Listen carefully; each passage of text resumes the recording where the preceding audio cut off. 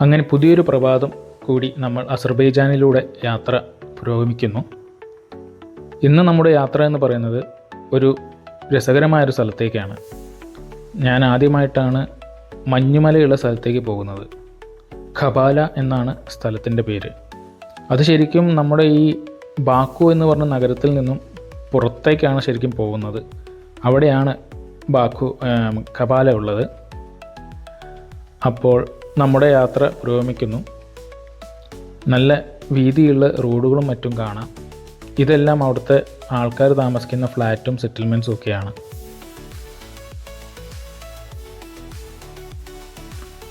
വലതുഭാഗത്ത് കാണുന്നതെല്ലാം ഫാക്ടറിയും മറ്റുമാണ്.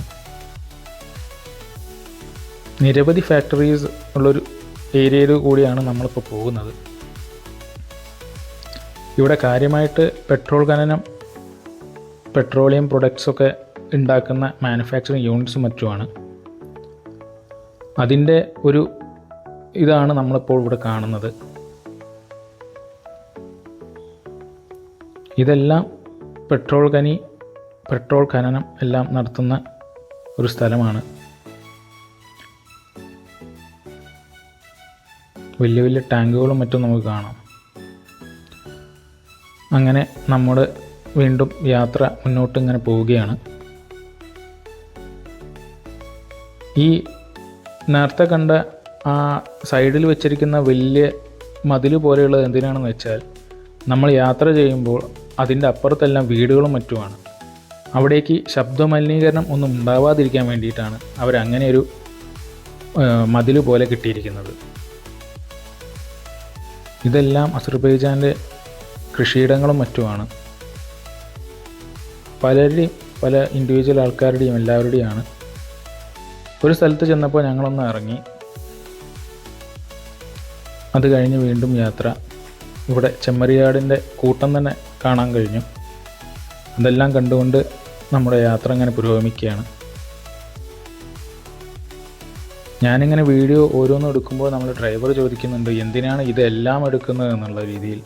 അദ്ദേഹം കുറച്ചൊക്കെ ടിപ്സ് എല്ലാം നമുക്ക് പറഞ്ഞു തന്നു, എങ്ങനെ വേണം, എവിടെ നിന്ന് വേണം വീഡിയോ എടുക്കണം എന്നൊക്കെ ഉള്ളത്.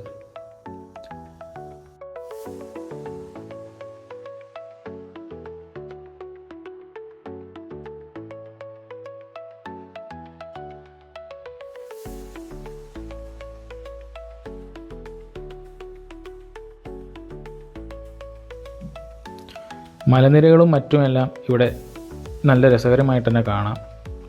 ശരിക്കും അസർബൈജാനിലൂടെ പോകുമ്പോൾ ഒരു യൂറോപ്യൻ സ്റ്റൈൽ തന്നെ നമുക്ക് കിട്ടും. ആ യൂറോപ്യൻ രീതിയും കാര്യങ്ങളെല്ലാം പരിപാലിച്ച് മുന്നോട്ട് നീങ്ങുന്ന ഒരു ജനസമൂഹം തന്നെയാണ് ഇവിടെയുള്ളത്. അതായത് യൂറോപ്യൻ രീതിയിലുള്ള ക്ലൈമറ്റിക് കണ്ടീഷനും ഇവിടെയുണ്ട്. ഇതെല്ലാം ഇവിടുത്തെ ഓരോരോ ഫാക്ടറികളും മറ്റുമാണ്. ഇവിടെ ഒളിമ്പിക്സിൻ്റെ ഒരു സ്റ്റേഡിയമാണ് അതോടെ കണ്ടത്. നമ്മളങ്ങനെ ഉച്ചഭക്ഷണത്തിനായിട്ട് ഇവിടെ മലബാർ എന്ന് പറഞ്ഞിട്ടൊരു ഹോട്ടലിലേക്കാണ് ഇപ്പോൾ കയറുന്നത്. വളരെ കൗതുകകരമായിട്ടൊരു കാര്യം എന്തെന്ന് വെച്ചാൽ, ഞാൻ ആദ്യമായിട്ടാണ് ഒരു വിദേശയാത്രയിൽ ഒരു മലയാളികളുടെ കടയിൽ കയറാൻ പോകുന്നത്. ഇതുവരെ ഞാൻ വിദേശയാത്രയിലൊന്നും മലയാളികളുടെ കടയിൽ അങ്ങനെ കയറിയിട്ടില്ല.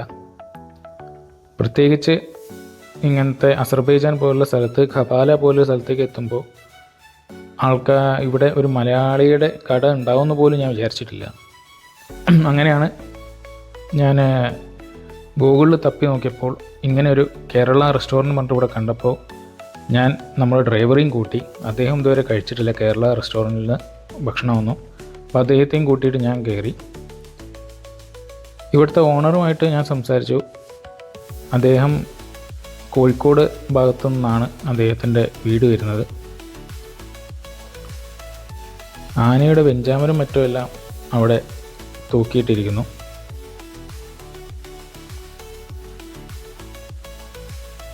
ഇതാണ് റെസ്റ്റോറൻറ്റിൻ്റെ പുറത്തേക്ക് ഇറങ്ങിയാലുള്ള കാഴ്ച. അതിൻ്റെ പിൻഭാഗമാണ് റെസ്റ്റോറൻറ്റ്. അവിടുന്ന് ഞങ്ങൾ ഭക്ഷണം കഴിച്ച് അത് കഴിഞ്ഞ് പുറത്തിറങ്ങി വീണ്ടും ഞങ്ങൾ യാത്ര തുടർന്നു. കാരണം ഇന്നിപ്പോൾ ഖബാലയിൽ പോയിട്ട് കാഴ്ചകളെല്ലാം ചിത്രീകരിച്ച് തിരിച്ച് ബാക്കുവിലേക്ക് എത്തണം. അങ്ങനെ നമ്മൾ ഖബാലയിൽ എത്തിയിരിക്കുകയാണ്.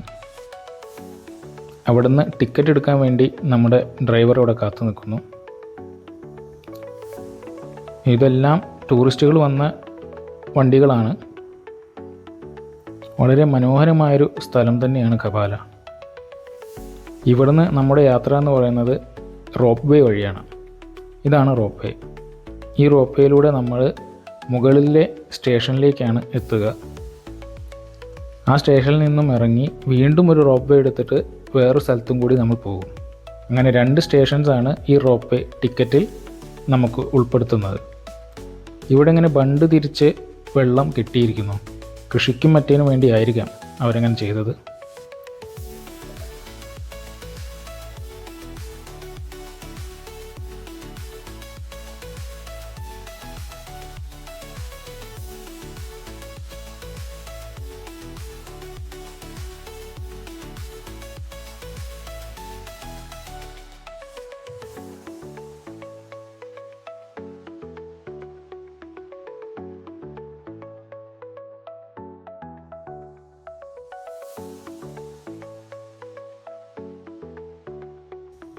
അങ്ങനെ ഞാൻ റോപ്പയിൽ നിന്ന് ഇറങ്ങുമ്പോൾ തന്നെ കാണുന്ന കാഴ്ച മഞ്ഞിൽ മൂടിക്കിടക്കുന്ന മലയോര കാഴ്ചയാണ്.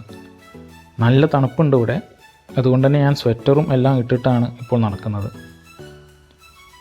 മഞ്ഞ് ഉറഞ്ഞു കിടക്കുന്ന ഒരു കാഴ്ചയാണ് ഇവിടെ കാണുന്നത്.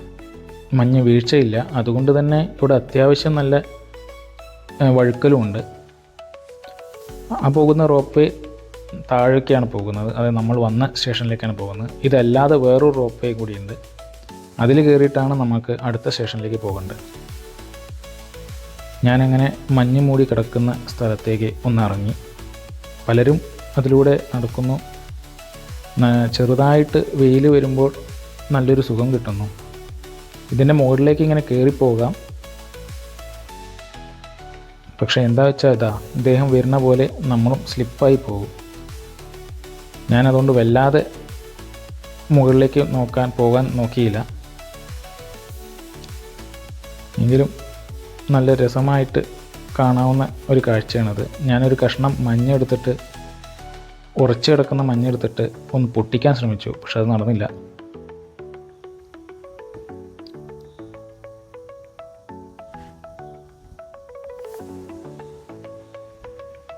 ഇവിടെ സ്കീയിങ് പരിപാടിയുണ്ട്. സ്കീയിങ് മാത്രമല്ല, ഇതേപോലെ കുട്ടികൾക്കും മുതിർന്നവർക്കും എൻജോയ് ചെയ്യാൻ പറ്റുന്ന ഐസ് സ്കേറ്റിംഗ് അതുണ്ട് ഇവിടെ. 2 പേര് അത് കഴിഞ്ഞ് അവിടെ ഇരിക്കുന്നു, വിശ്രമിക്കുന്നു. ഞാൻ വീണ്ടും എൻ്റെ അടുത്ത സ്റ്റേഷനിലേക്ക് പോകാനുള്ള ഒരു തയ്യാറെടുപ്പിലാണ്. നേരെ കാണുന്നത് വളരെ മനോഹരമായ മലയോര പ്രദേശങ്ങളാണ്. നമ്മളൊരു ചിത്രത്തിൽ വരച്ചു വയ്ക്കുന്ന പോലെയാണ് ശരിക്കും ഇവിടുന്ന് നോക്കിക്കഴിഞ്ഞാൽ നമുക്ക് കാണാൻ കഴിയുക. അങ്ങനെ ഞാൻ റോപ്പേയിൽ കയറി എൻ്റെ യാത്ര വീണ്ടും തുടരുന്നു. അടുത്ത സ്റ്റേഷനിലേക്കാണ് ഇപ്പോൾ ഞാൻ പോകുന്നത്. ഇങ്ങനെ റോപ്പേ വന്നുകൊണ്ടേയിരിക്കും. അടുത്ത സ്റ്റേഷനിൽ പോയാൽ അതിൽ നിന്ന് കയറി ഈ സ്റ്റേഷനിൽ വന്ന് വേറെ റോപ്പ് വേ എടുത്തിട്ട് നമുക്ക് താഴേക്ക് പോകണം. റോപ്പേസ് ഇങ്ങനെ വന്നുകൊണ്ടേയിരിക്കുന്നു. പിന്നെ ഞാൻ പോയൊരു സമയം എന്ന് പറഞ്ഞു കഴിഞ്ഞാൽ ഒരു ഓഫ് സീസൺ ടൈമാണ്. ജനുവരി ലാസ്റ്റാണല്ലോ നമ്മൾ ഇപ്പോൾ ഇവിടെ എത്തിയിരിക്കുന്നത്. അതുകൊണ്ട് തന്നെ ഇവിടെ അത്രയ്ക്കും ജനത്തിരക്ക് ഉണ്ടാവില്ല. അസർബൈജാനിൽ വരാനുള്ള ഏറ്റവും നല്ല സമയം ഏപ്രിലാണെന്നാണ് നമ്മുടെ ഡ്രൈവർ കം ഗൈഡ് നമ്മളോട് പറയുന്നത്. അങ്ങനെ ഞാൻ താഴത്തെ സ്റ്റേഷനിലേക്ക് എത്തി. അവിടുന്ന് ഞാൻ പുറത്തേക്ക് ഇറങ്ങി. ഇവിടെ ചെറിയ കുറേ കിയോസ്ക്സും മറ്റും ലഘുഭക്ഷണങ്ങൾ കിട്ടുന്ന സ്ഥലങ്ങളും എല്ലാം ഉണ്ട്. ഓഫ് സീസൺ ആണെങ്കിലും ഈ ഒരു ഭാഗത്തേക്ക് എത്തുമ്പോൾ കുറേ ആളുകളെ നമുക്ക് കാണാം. ഇതാണ് മഞ്ഞ് കയറാൻ സഹായിക്കുന്ന കുറേ കാര്യങ്ങൾ. ഇവിടെ കുറേ അഡ്വഞ്ചറസ് ആയുള്ള ഗെയിമിനും മറ്റേനുമാണ് അധികം ആൾക്കാർ വരുന്നത്. സ്കീയിങ് അല്ലെങ്കിൽ ഐസ് സ്കേറ്റിംഗ് ഇങ്ങനത്തെ പല കാര്യങ്ങൾക്കാണ് ആൾക്കാർ വരുന്നത്. ഇവിടുന്ന് മുകളിലേക്ക് പോകാം. പക്ഷേ നമുക്ക് അതിൻ്റെ ടിക്കറ്റില്ല. ഞാൻ അവിടെ നിന്ന് നല്ല രീതിയിൽ തന്നെ ചിത്രീകരണമെല്ലാം ചെയ്തു.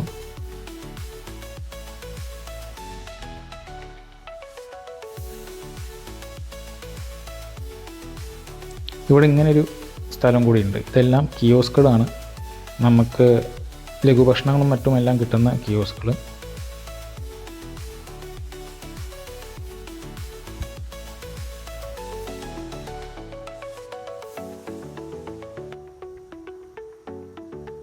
അങ്ങനെ ഞാൻ വീണ്ടും അവിടുത്തെ കാഴ്ചകളെല്ലാം ചിത്രീകരിച്ച് തിരിച്ച് ഞാൻ കയറിയ ഇടത്തേക്ക് തന്നെ പോകാൻ തീരുമാനിച്ചു.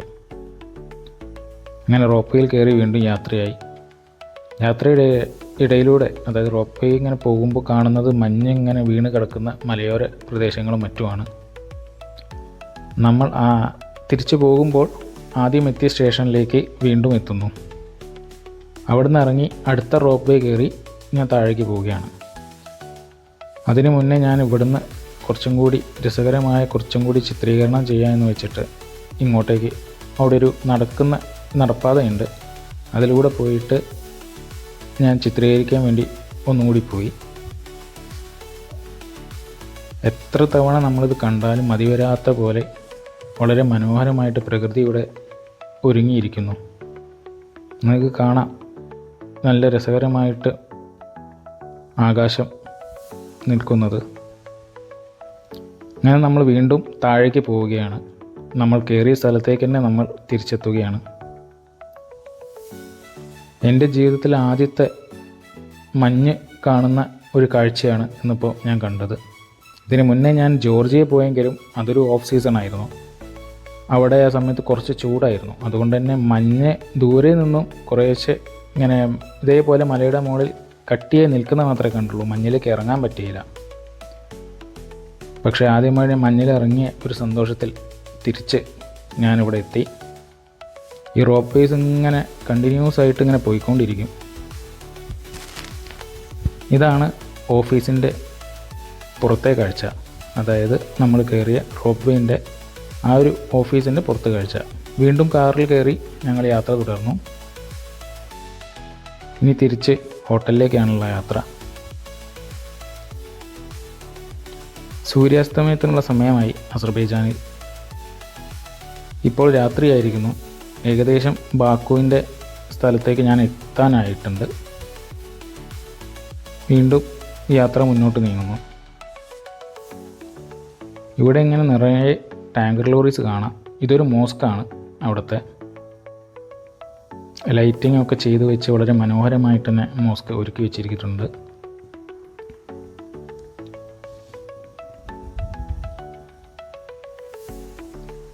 ദൂരെ കാണുന്ന അതാണ് അസർബൈജാൻ്റെ കൊടി. രാത്രിയിലും കാറ്റിൽ വളരെ തിളങ്ങി നിൽക്കുന്നു.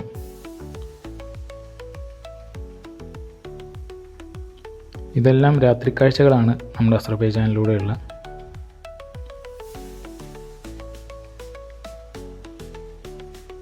ഇതവിടുത്തെ ഒരു സ്റ്റേഡിയമാണ്. സ്റ്റേഡിയത്തിൻ്റെ മുകളിൽ വളരെ ഡിസ്പ്ലേ ചെയ്തുകൊണ്ട് കൊടി ഇങ്ങനെ പാറുന്നു. നമ്മുടെ നേരെ കാണുന്ന ഈ കൊടി അസർബൈജാൻ്റെ കൊടിയാണ്. ഇതാണ് നമ്മൾ ആദ്യം പോയ ഫ്ലെയിം ടവർ. ഇതവിടുത്തെ പല കാഴ്ചകളാണ്. നമ്മൾ അന്ന് കയറി ഷൂട്ട് ചെയ്തല്ലോ, അന്ന് കണ്ട നമ്മുടെ പല കാഴ്ചകളുമാണ്. അതായത് രാവിലെ കണ്ട കാഴ്ചകൾ തന്നെയാണ്. അത് രാത്രിയിൽ കാണുമ്പോൾ ഒന്നും കൂടി ഭംഗി കൂടുന്നു. യന്ത്രഊഞ്ഞാലും മറ്റുമെല്ലാം വളരെ ഭംഗിയായി തന്നെ ലൈറ്റ്നിങ് ചെയ്ത് വെച്ചിരിക്കുന്നു.